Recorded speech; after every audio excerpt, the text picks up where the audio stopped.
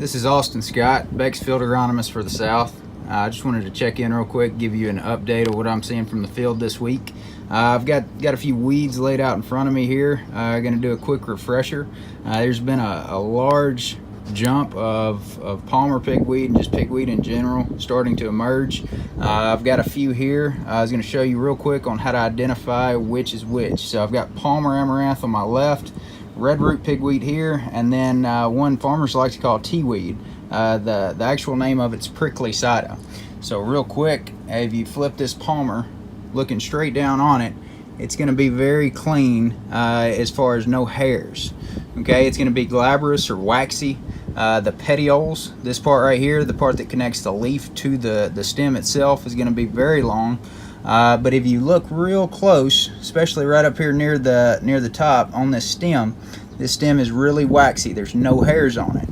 All right, you look straight down on it, you get that nice rosette appearance. If the sun's just right, again, it looks real waxy. The leaves do.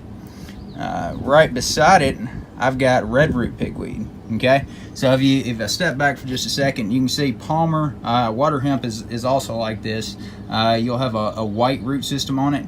If I zoom in, it's a little red right there near the base of the soil surface, but as that root system gets a little deeper, it turns white.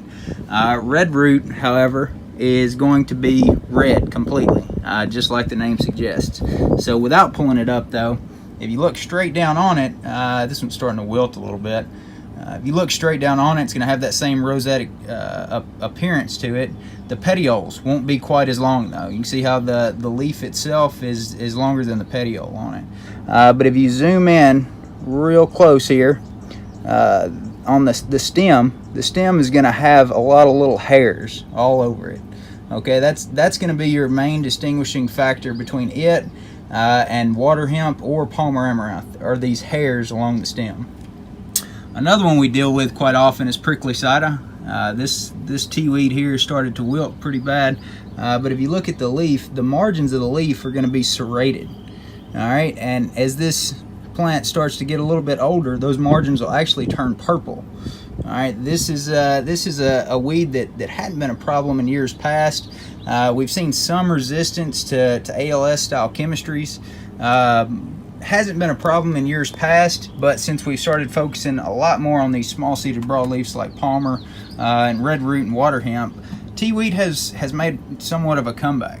Okay, so that's just a little bit on weed identification for today. Also going on in the field that I was just in, we've got some corn that was stunted and small, and I got to digging. We've actually got some compaction issues going on. So you can see the root system on this larger corn plant is all planted the same date. All right, the root system looks a lot healthier, but if you get over here to this stunted corn plant and we start to look at it a little bit, we can see that seed was not planted at the correct depth there, and it was set in on top of a really compacted field. All right, so those issues we had at planting are starting to show themselves in the field. So that's what I'm seeing this week from the field.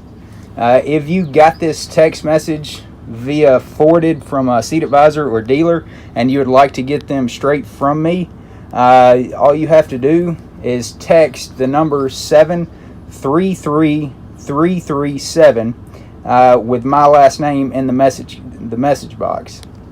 So that would be Scott, S-C-O-T-T, in the message box, texted to 733337. Thanks. Have a good week.